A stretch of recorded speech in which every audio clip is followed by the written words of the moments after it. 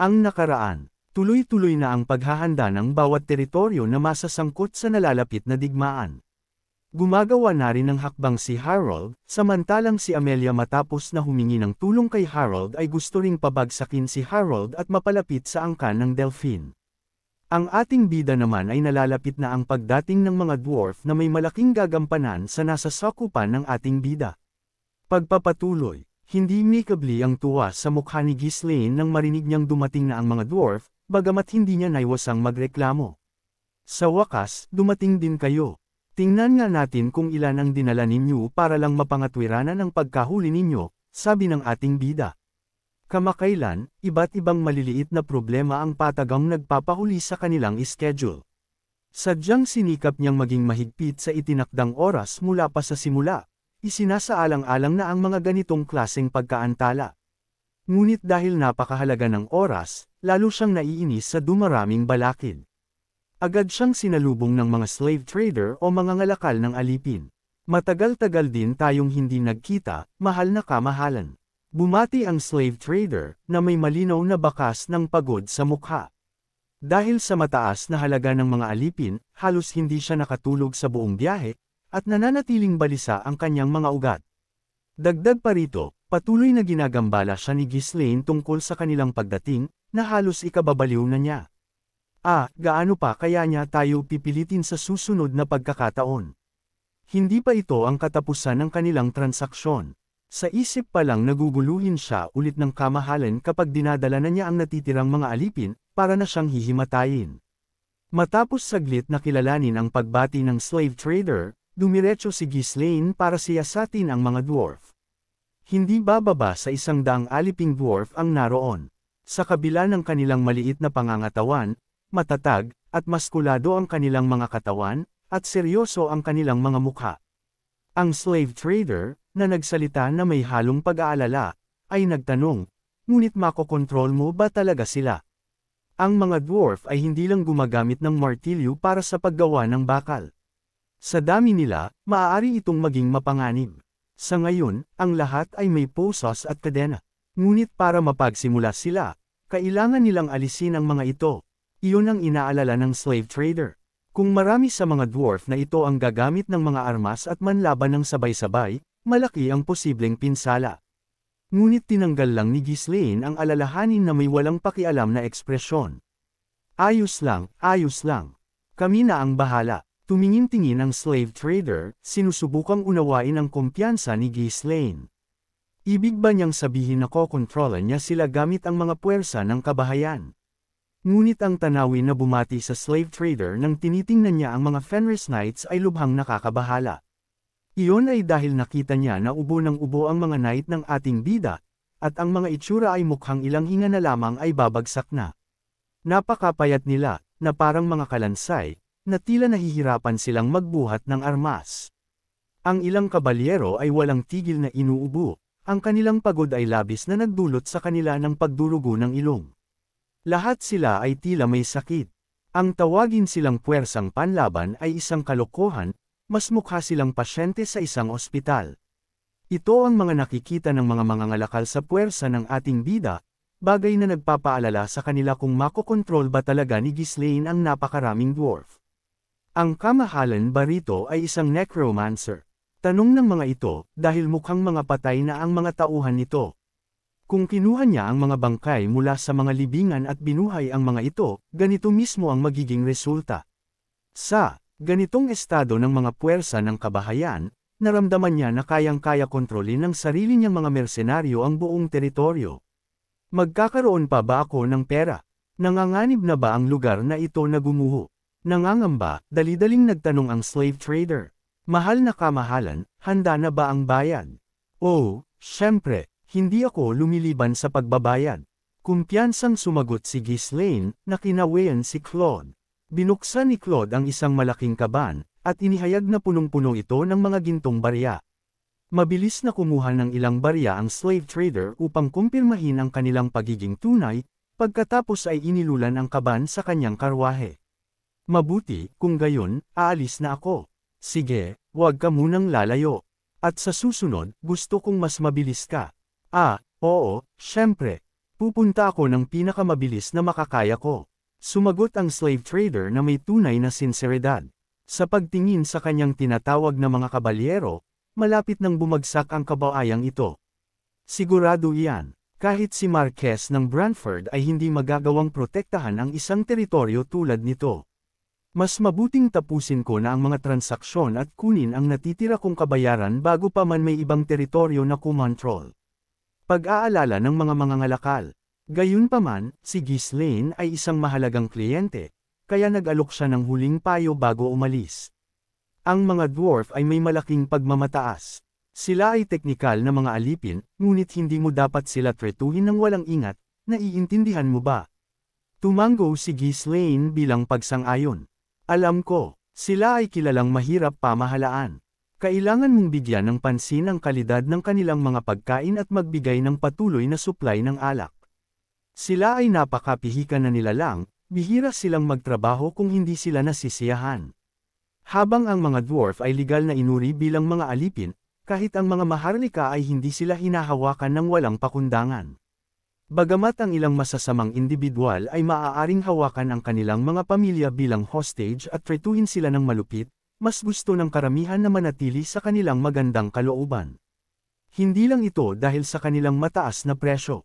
Kapag hindi masaya ang mga dwarf, hindi sila gumagawa ng dekalidad na mga gamit. Ang mga sandata at gawang sining na ginawa ng mga dwarf ay may napakataas na presyo, at ang anumang pagawaan sa ilalim ng utos ng isang dwarf ay nakakakita ng malaking pagtaas sa bilis ng produksyon. Kaya, mas kumikita talaga na tretuhin sila ng maayos at makatanggap ng dekalidad na mga gamit. Kung gayon, aalis na ako. Dapat ay aabutin pa ng 5 o 6 na buwan para sa susunod na shipment. Ano, bakit ang tagal? Iyan na ang pinakamabilis na magagawa namin. Maraming gustong makuha ang mga aliping elf, alam mo ba? Kahit ang paglipat ng isa mula sa sangay ay nangangailangan ng labis na pag-iingat. Naiintindihan mo, di ba? Gawin mo ang lahat para mapabilis ito. Aalis ako ng ilang sandali, at gusto kong narito na silang lahat sa pagbalik ko. Sabi ng ating bida na talagang mariin ang pagkakautos sa mga mangangalakal na ito. Kailan mo inaasahang babalik? Hindi sigurado, ang mga bagay ay medyo hindi mahuhulaan. Ngunit malalaman mo kapag oras na. Makakarinig ka ng ilang kapansin-pansing balita sa panahong iyon. Sabi ni Ghislaine na para bang may matinding kaganapan ang magaganap na mababalitaan ng lahat. Kapansin-pansing balita, mas mukhang balita ng pagbagsak ng lugar na ito. Sambit ng mangangalakal. Ngumisi ang slave trader sa kanyang sarili habang yumuko siya ng malalim. Matapos marinig ang mga salita ni Ghislaine, lalo siyang nagnanais na bumalik at tapusin ang kanyang negosyo ng mabilis hanggat maaari. Sa ganoong paraan, makukuha namin ang balanse bago pa gumuho ang teritoryo. Habang pinapanood si Ghislaine na nagmamadaling bumalik, nagtataka si Ghislaine. Tingnan mo iyon. Ang paraan ng kanyang pagmamadali, naunawaan ba niya na plano naming sakupin ang Caboldi Estate? Ang mga nakikitungo sa malaking pera ay talagang may matalas na pandama. Hindi sa tingin ko yun ang dahilan. Tulad ng slave trader, sumulyap si Claude sa paligid. Ang mga bungo ay nakakalat sa buong lugar na dumudugo. Mahal na kamahalan, hindi mo nakalimutan ang ating kasunduan, di ba? Kung ang mga kabalyero na nagsasanay ay hindi makagamit ng mana, walang digmaan, tandaan mo. Pagpapaalala ni Claude. Oo, alam ko. Tigilan mo ang pagrereklamo at bumalik ka sa trabaho. Sumang-ayon ka na maghanda ng lubusan hanggang sa makuha natin ang mga resulta. Naiinis, kinawe ni Ghislaine ang isang kamay patungo sa mga dwarf. Pakawalan sila agad. Marami tayong trabahong ipagagawa sa kanila. Utos ng ating bida, na kahit mahina ang kanyang mga tauhan ay hindi ito natatakot na baka mag-aklas ang napakaraming mga dwarf at pabagsakin ang nasa sakupan niya. Nang makalaya sa kanilang mga kadena, ang mga dwarf, bagamat nalilito, ay nagsimulang magunat ng kanilang mga kamay. Ang dwarf sa harapan, na may makapal at malagang balbas, ay ngumisi habang nagsasalita. Dahil ba sa bata ang kamahalan? Talagang walang takot ka. Ang mga puwersa mo ay tila kaawa-awa, talaga bang pinakakawalan mo kaming lahat? Sinubukan ni Ghislaine na itago ang kanyang tuwa sa pagkakita sa dwarf na humakbang pasulong. Matagal-tagal din, ikaw na maalamat na panday. Dahil siguro sa mahabang buhay ng lahi, ngunit mukhang pareho ka pa rin tulad ng dati sa aking nakaraang buhay. Sabi ng ating bida, nakilala niya ang balbas-aradong dwarf na humakbang paunahan. Sa kanyang nakaraang buhay, nang lumaban siya sa kalamidad na sumasaklaw sa kontinente, ang dwarf na ito mismo ang tumulong sa kanya ng husto. Dahil sa pagkilala sa pambihirang kasanayan ng dwarf, mahigpit na inutusan ni Ghislaine ang mga slave trader na tiyaking dadalhin sa kanya ang partikular na ito. Gayunpaman, walang pakinabang sa pagpapakita ng anumang kabaitan dito. Kung iniisip nilang baliw siya, swerte siya, kung tingin nila ay madali siyang malinlang, mas lalo lang magiging mahirap ang paghawak sa mga dwarf. Nagkunwaring tumawa ng may pangungut siya, hinamon siya ni Ghislaine. Kaya, ano, gusto mong subukang labanan ako? Bueno. Dahil sa ating kalagayan, mas mahusay na iwasan ang gulo hanggat maaari, ngunit sa tingin ko na nasa pinakamalayo na tayo sa hilagang gilid, ang pagtakas sa mga bundok ay hindi masamang opsyon. Sa pagtingin sa iyo, sa tingin ko ay kaya ko kayong talunin lahat mag-isa. Sabi ng matandang dwarf na mukhang ito ang pinakapinuno talaga ng grupo nila, at mukhang malakas ang isang ito. Bago pa man makasagot si Ghislaine, isang kabalyero sa tabi niya ang humakbang pasulong. Ang kabalyero na ito, na pumalit kay Gillian at Kaor sa mga lugar ng pagsasanay, ay inatas ang bantayan ng kamahalan. Ikaw na Tuso, paano ka naglakas loob, isang alipin lang, na makipag-usap sa aming kamahalan nang may ganitong kawalang galang? Lumuhad ka at humingi ng paumanhin ka agad, sabi nito na sabay ubo ng ubo.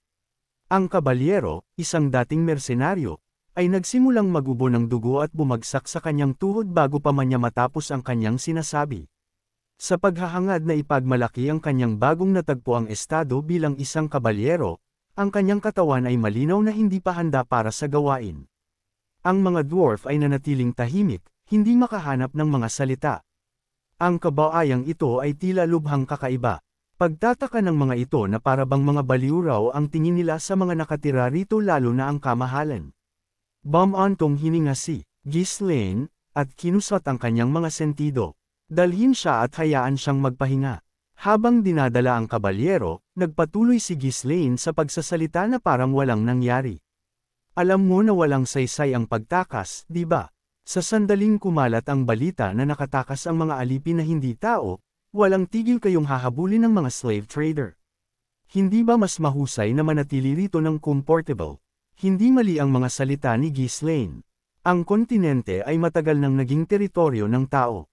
Habang kumakalat ang mga alingaw-ngaw tungkol sa ilang hindi tao na nagtitipon sa malalayong rehiyon, ang Luthania Kingdom ay ganap na isang lugar na napagmamay-ari ng tao. Ang pamumuhay sa pagtatago mula sa mga mata ng tao sa Luthania ay imposible. At kahit na tumakas sila sa ibang kaharian, hindi nila alam kung saan nagtatago ang kanilang mga kamag-anak, kaya ang resulta ay magiging pareho. Hayagang nag-click ng kanyang dila ang dwarf, nakitang-kita ang pagkainis. Mukhang may utak ka, bueno, ang pagtakas ay talagang makakasama sa amin. Ngunit ang pagtatrabaho ng husto ay ibang usapin. Ang kalidad ng aming trabaho ay nakasalalay sa kung paano kami tinatrato, at sa paghuhusga sa estado ng kabaayang ito, duda akong tratuhin kami ng maayos. Tipikal ng isang dwarf, ang kanyang ugali ay puno ng pagmamataas. Sumagot si Ghislaine sa maligalig na pahayag. Galberic, ikaw ba ang kinatawan dito? Tawag ng ating bida sa pangalan ng matapang na dwarf. Nagulat ang dwarf na nasa unahan, paano mo nalaman ang pangalan ko? Siguro nakatanggap ka ng listahan ng maaga. Gayunpaman, oo, sa ngayon, ako ang kinatawan. Ang pagiging kinatawan sa gitna ng mga dwarf ay diretso, kailangan mo lang maging pinakamahusay. Si Galberic, na sa kanyang nakaraang buhay ay nakakuha pa ng palayaw na legendary blacksmith, ay inaasahang inihalal bilang kanilang kinatawan. Hindi nakakagulat kay Ghislaine na hawak niya ang posisyon. Itinaas ni Ghislaine ang isang daliri at hinarap si Galberic. 10 taon. Anong ibig mong sabihin? Ibigay mo sa akin ang iyong buong pakikipagtulungan sa loob ng 10 taon, at magtatatag ako ng isang autonomous zone para sa mga dwarf sa loob ng kabaayang ito at palalayain kayo mula sa inyong estado bilang mga alipin. Malaya kayong mamuhay dito bilang mga residente. Hindi ba iyan ay nagbibigay sa iyo ng ilang motibasyon?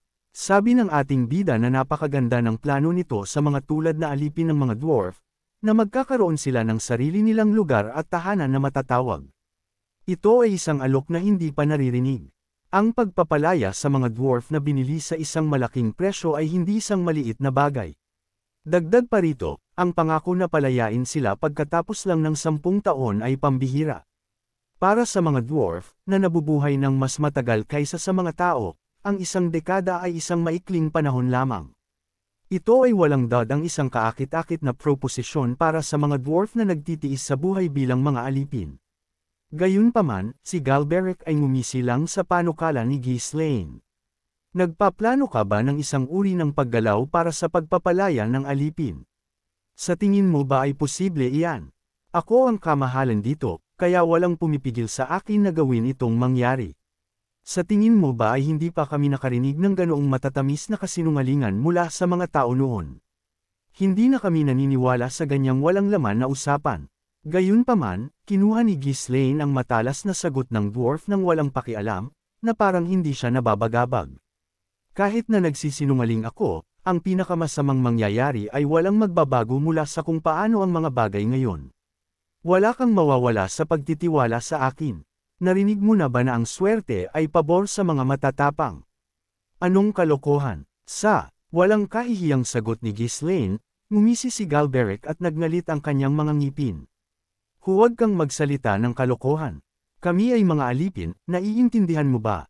Ang batas ng kaharian ay tumutukoy sa amin bilang ganoon. Dahil lang sa isang rural na kamahalan ang nagpasya na huwag kaming tretuhin tulad ng mga alipin ay hindi nangangahulugang magbabago ang buong kaharian sa kanilang mga pananaw. Ang batas ng kaharian, tama. Ano ang malaking problema doon? Ito ay isang bagay lang na naisip ng mga tao. Kung kinakailangan, maaari itong baguhin. Ipaubaya mo sa akin. Hindi ako isang tao na sumisira sa mga pangako. Ang sinumang makakarinig ay madaling mag-akusa sa kanya ng pagtataksil para sa mga salitang iyon. Sumulyap si Galberic sa paligid, na may pag-aalala. Ang mga tao sa tabi ng kamahalan ay tila sanay na sa kanyang mga kilos na lahat sila ay nakatitig sa kalangitan, na kumikilos na parang hindi nila narinig ang isang salita. Baliw ba ang taong ito? Tanong nito sa sarili kung saan nanggagaling ang mga salita ng ating bida, dahil mabigat iyon at parang nangangahulugan iyon na paglaban sa kaharian ng Luthania Kingdom. Nagkibit-balikat si Ghislaine sa tulala na ekspresyon ni Galberic. Ang pakikipaglaban-laban sa pamilya ng duke ay nangangahulugan na ng pagbaliktad sa kaharian, kaya ang pagbabago ng ilang maliliit na batas sa daan ay hindi magiging issue.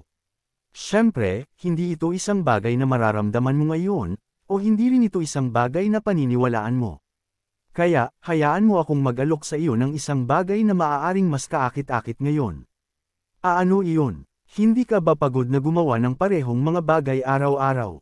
Bueno, sa tingin ko, oo. Pinilit ng mga maharlika ang mga dwarf na gumawa lamang ng mga marangyang gamit na nagpapabuti sa kanilang itsura.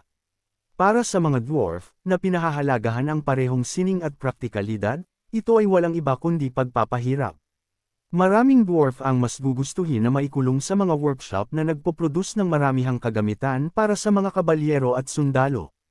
Ang kakulangan ng mga pagkakataon upang lumikha ng anumang bago ay pumipigil sa kanilang pagkamalikhain at sa huli ay nagpapababa ng kanilang pagnanais na magtrabaho, na iniiwan ang karamihan sa kanila na mamuhay ng walang gana, na nagpapalipas lamang ng bawat araw. Ngunit ano ang pagpipilian nila? Ganoon ang takbo ng mundo. Tinuon ni Ghislaine ang puntong ito. At karamihan sa mga ito ay walang silbing mga basura, mga walang kabuluhang mararangyang gamit, nakakainip, di ba? Kaya ano ang iyong iminumungkahi?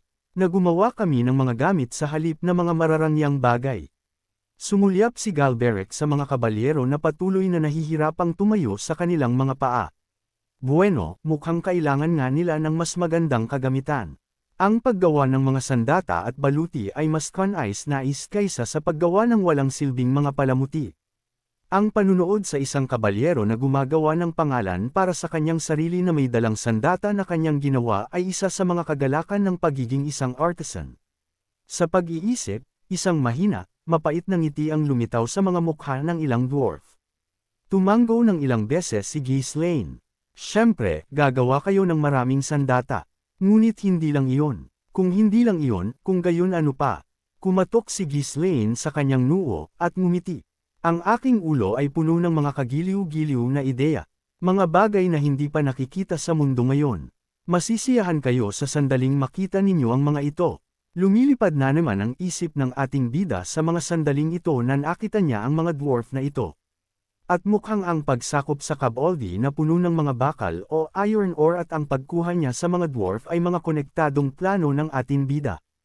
Ano kaya ang mga balak nitong ipagawa sa mga dwarf na wala pa sa mundo nila ngayon? Mga tangke na pangdigma. Abangan! Kung nagustuhan po ninyo ang aking recap, huwag sana ninyong kalimutan ang mag-like o mag-comment. Maraming salamat.